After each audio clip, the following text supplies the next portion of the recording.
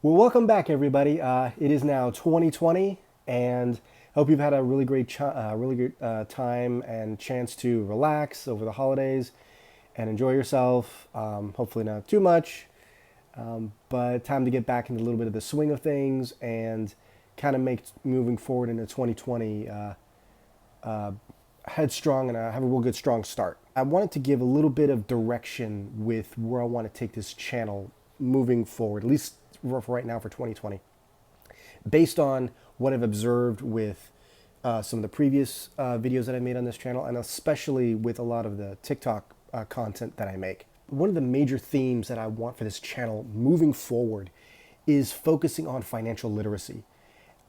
This is a real big issue that I've observed just with the last few months of the content that I've been putting out. There's a significant gap in understanding of what people think is possible, what people understand, what schools are teaching, what schools are not teaching, what parents aren't teaching, what parents are teaching their kids.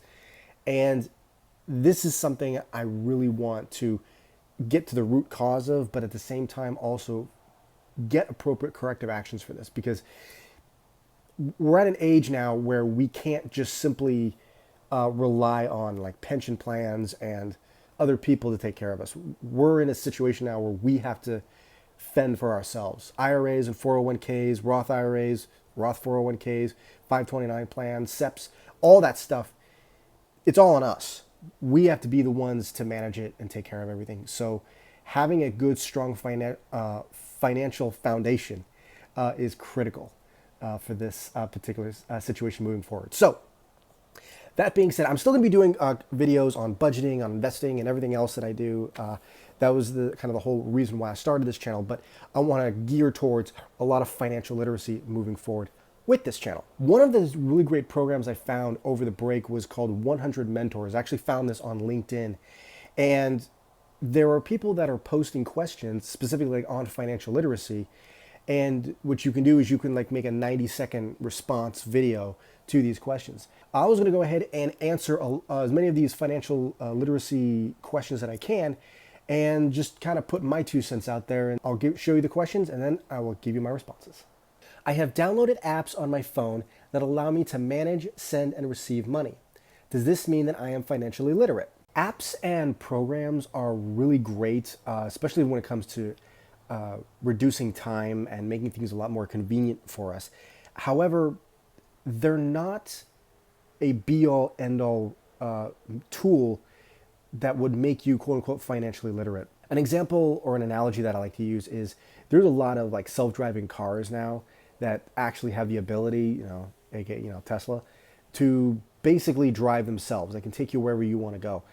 But the thing is, you still have to be the responsible driver. You still have to be able to take over at a moment's notice, because nowhere are you ever going to find an app or a program or any kind of AI situation, artificial intelligence, that's going to be able to make any kind of adjustments and corrections that you yourself are going to need to make. There are apps that say can help you with your cash flow, with your income, your expenses, and maybe even managing your net worth, like with your assets and liabilities. But you're the one that has to know how to direct the cash flow to the appropriate assets. You have to know how to actually do the budgets. You have to be the one that actually sets everything up in the correct way. And in order to do that setup, you need to be financially literate. What does financial literacy in the 21st century and specifically 2019 mean? This kind of harkens back to what I said at the kind of near the beginning of the video about we no longer have pension plans. We don't have companies that are going to basically pay for our retirement.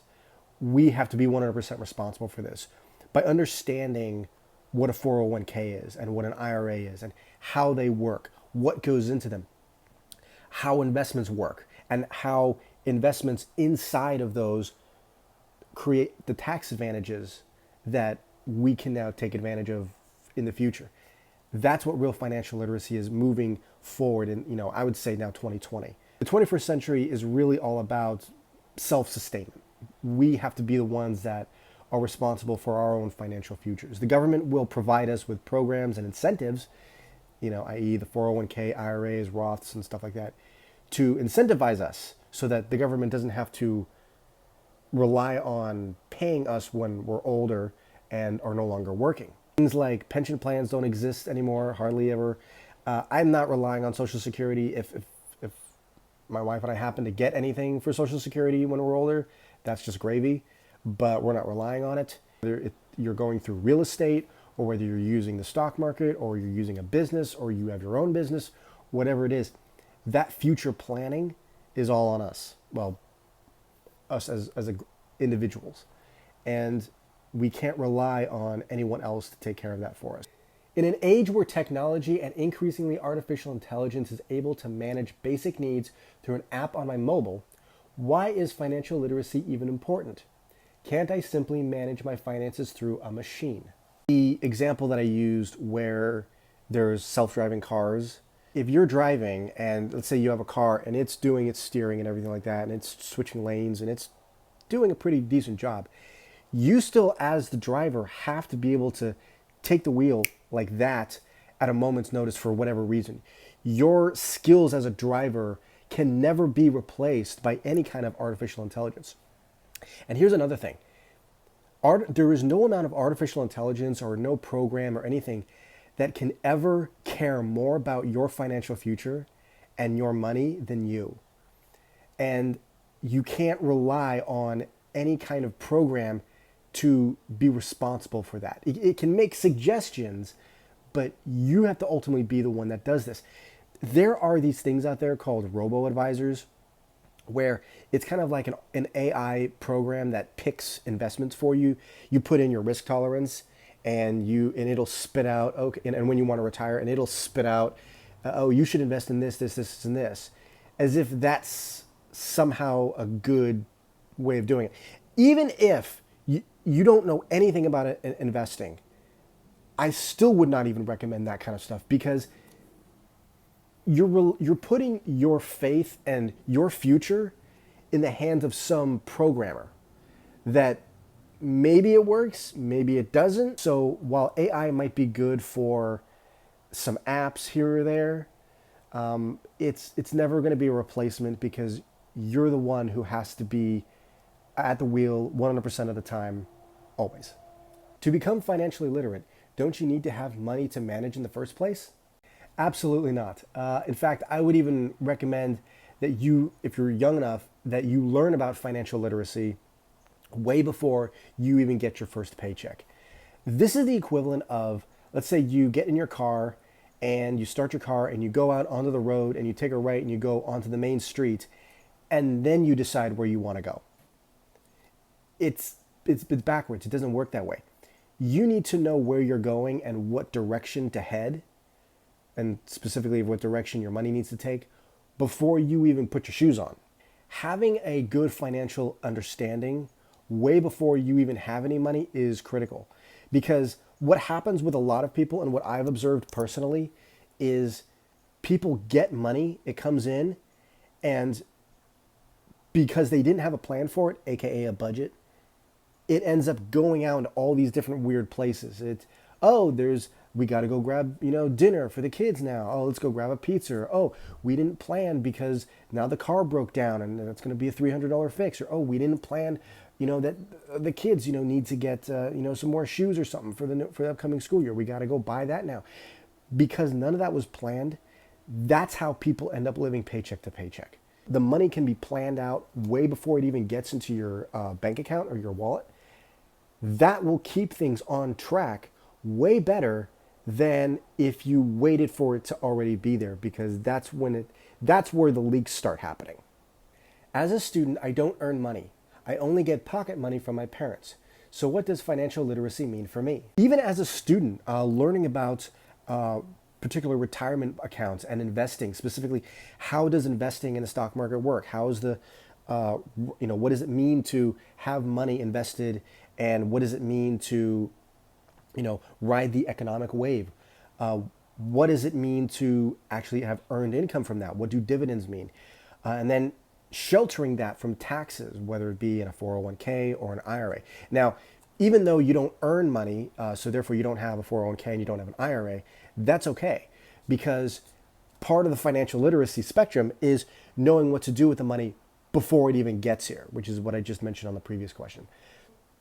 Even if all you're doing is getting some pocket money from your parents, I would even still say take a portion of that and put it towards savings, and let that be some form of emergency fund. Money that's coming from your parents is still income, and it should still be managed. The skills that you apply to that income by divvying it out to certain categories. Say I'm going to use a certain portion for food. I'm going to use a certain portion for clothing. I'm going to use a certain portion for bills if you happen to have any, or whatever it is. I'm going to use a certain portion for giving. I'm going to use a certain portion for saving.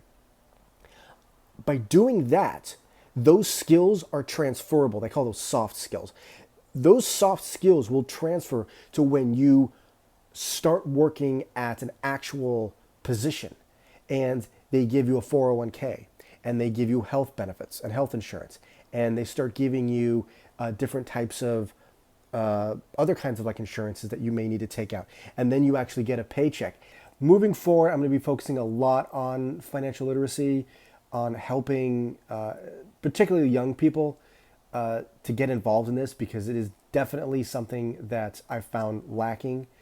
I'm going to try to find a way around the whole COPA issues going on here, because I can't make content quote unquote for kids, but I'm definitely going to be able to hopefully reach a wider audience by putting out content that is really going to help especially younger people and even some older people as well, to get a really good, strong financial grounding and understanding on this stuff, because this is going to be really paramount to our future moving forward, because since we are going to be responsible 100% all the way, and having a good, solid foundation, foundational understanding I think is going to be the cornerstone to true wealth building. So thanks a lot for joining me. I will see you guys next time, and take care.